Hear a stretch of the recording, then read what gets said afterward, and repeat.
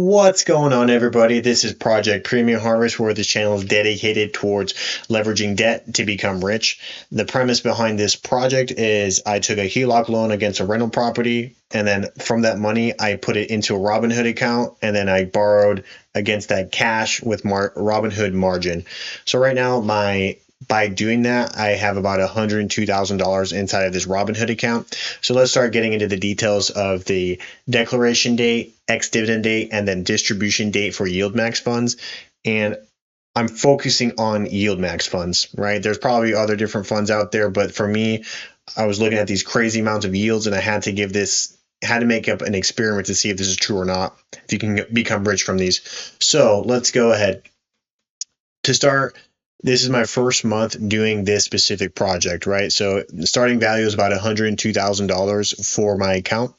And then let's fast forward to the ex-dividend date for these Yieldmax funds, or the declaration date for these Yieldmax funds is June 5th. So June 5th, Yieldmax came out and basically gave a specific distribution yield for each Yieldmax fund. So for tsly, the yield was, let's go down here. I basically got $713 and the yield was 6,448.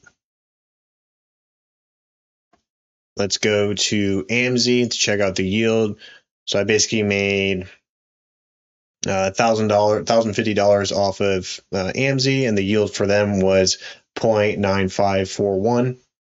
And then lastly, the yield for nvdy, which is absolutely one of my favorite stocks, and specifically for Yieldmax, my favorite ETF, because it's just producing so much money. So I made about $7,000 from this specific Yieldmax fund, and the distribution was 2.56. So going back to the main screen here, let's go about a week. So that's the declaration date. Pretty much came out with those numbers. So 0.64 for tsly, amzy 0.95, nvdy 2.56. That's a declaration date where we come up with that number. Now let's fast forward to the ex-dividend date. So what ex-dividend date means, the reason why there's such a significant drop here is because of Nav Erosion. So the way Nav Erosion works is, depending on the distribution yield of the ETF or the fund, it basically loses that value in the stock price, right? So say, for example, if tsly was trading at $15 and the distribution was 0.64, that means this stock lost 64 cents. So then I'm terrible at math, so it was at like 14.3636. So then that's what the stock would be valued at, 14.36. So if you do that for amzy, it basically lost 95 cents from its close date on June 5th. Same thing with nvdy. So nvdy was trading around like $31.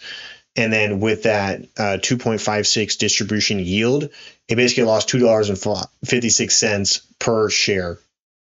Right. So that's kind of how Nav Erosion works. And this happens every single month. So for you to protect yourself from Nav Erosion, you have to choose a good enough stock that's going to maintain a high growth, so it makes up for this Nav Erosion. tsly may have been a mistake. That will be to be determined with a longer test pool. But for the most part, amzy has been staying pretty consistent at $21, $22, $23. And nvdy, the last, I don't know, 6 months is actually, with these premiums and this Nav Erosion, it's still gained 30% in value. So nvdy has just been crushing it lately. All right. So this is where this little drop here is the Nav Erosion. Now let's go into June 7th, which is the premium distribution day. So the premium distribution day is where I make the money. So when all of my premiums hit me from June 7th, I had about $112,000 in my account, but I already pulled about $5,200 so I can pay back some of my HELOC loan I took out. So that's why the account value is only showing $106,000. But when I checked my account, when the premiums hit, it was about $111,000, $112,000. But now it's still $107,000. So I gained $4,000 pretty much doing nothing. So that pretty much wraps up this video. I kind of discussed about how Nav Erosion works, which I didn't necessarily understand it because people kept talking about what it is, but no one really kind of simplified it. But the way that made sense to me is, if you look at this specific big dip, this makes the most sense. You see declaration date, ex-dividend date. And if you actually look at when the distribution minus the share cost, it's exactly the Nav erosion. This is what makes up Nav erosion. But yeah, so hopefully you guys enjoyed the video. Hope you guys find this interesting. Let me know in the comment section what you guys think about Yieldmax funds. This is a huge project, huge risk. But end of the day, I think it's worth it because I'd rather be rich than die poor. Thank you. Thank you for your time. Hope you guys subscribe to the channel. Wish you guys the best. Good luck on your journeys.